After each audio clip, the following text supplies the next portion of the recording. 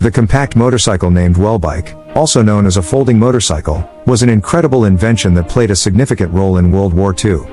During the war, the Welbike was used by both British and American forces. One of the most remarkable features of the Welbike was its size. The Welbike was a small, foldable motorcycle that was designed to be dropped from airplanes and used by paratroopers. It was developed by the British military in 1942 and extensively used throughout the war. Its small size made it versatile for reconnaissance missions, courier vehicles, and even as a weapon. The Welbike was also surprisingly fast. It had a top speed of around 30 miles per hour and could travel up to 90 miles on a single tank of fuel. Used by British and American forces, it played a vital role in the D-Day landings.